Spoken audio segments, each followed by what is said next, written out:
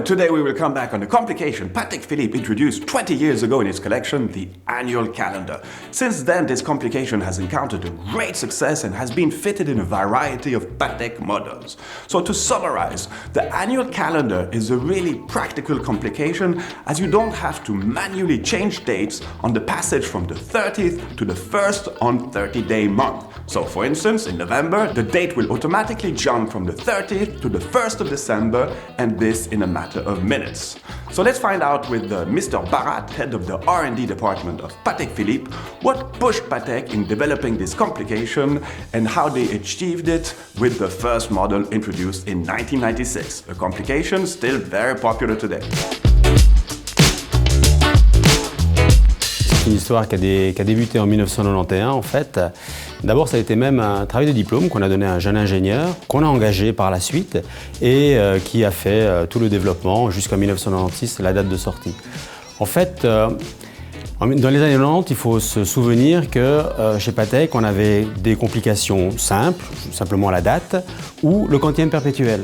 Donc entre ces deux mécanismes, il y avait un gros gap parce que le mécanisme de calendrier simple coûtait à peu près 6 000 francs suisses et le quantième perpétuel il coûtait 39 000 francs. Donc M. Stern a demandé qu'on développe une complication évidemment utile, basée sur les calendriers, à un prix moindre. Donc on ne pouvait pas non plus le développer comme un quantième perpétuel, c'est-à-dire prendre un mécanisme de quantième perpétuel et puis finalement le simplifier. Non.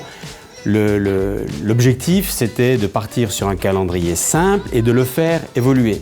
Ensuite, il y avait des problèmes de fabrication. Un quantième perpétuel, il a ce qu'on appelle la grande bascule, qui est un gros levier qui fait toutes les fonctions du quantième perpétuel. Donc il a des bras partout, et puis il est fraisé dessus et dessous. Donc c'est une pièce très chère à réaliser. Donc aussi pour avoir un prix meilleur pour le quantième manuel, il fallait le faire de manière beaucoup plus simple. Donc c'est pour ça que les composants d'un quantième manuel, en fait, toutes les pièces sont plates. Toutes les pièces sont plates, par contre elles sont assemblées avec des goupilles, mais à l'époque ça revenait moins cher de faire des assemblages que de faire des usinages compliqués. Les difficultés rencontrées, c'est simple parce qu'on n'avait aucune idée comment faire le mécanisme. Mais à force de raisonnement et de tâtonnement, on s'est dit, on va partir d'abord, le mois de 31 jours, il n'y a pas de problème, donc on va utiliser une étoile de 31 avec un doigt qui va l'actionner tous les jours. Par contre, pour les mois de 30 jours, comment faire? Et c'est là qu'est venue l'idée de rajouter une deuxième roue supplémentaire. Cette roue, on s'est rendu compte, puisqu'elle ne travaillait qu'un jour par mois, elle avait besoin que d'une dent. Donc cette roue, elle s'est transformée en petit levier que l'on appelle nous le dauphin parce qu'il a une forme particulière. Et ce dauphin, il tourne autour de la came des mois en un mois. Et puis cette came a des bosses et des creux. Et quand c'est un mois de 30 jours, le dauphin il s'appuie sur la came, sur son rocher on va dire, et puis permet de passer du 30 au 31. Et ensuite le doigt suivant passe le 31 au premier.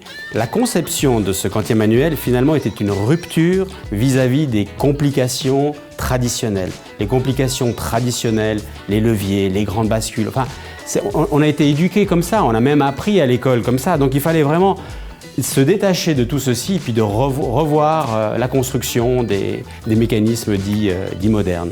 Donc le quantième manuel a été le point de départ après du renouveau des heures universelles, des travel time, repris des idées des brevets de l'époque, mais modernisé avec plus de sécurité, plus de fonctionnalité, plus d'ergonomie pour le client.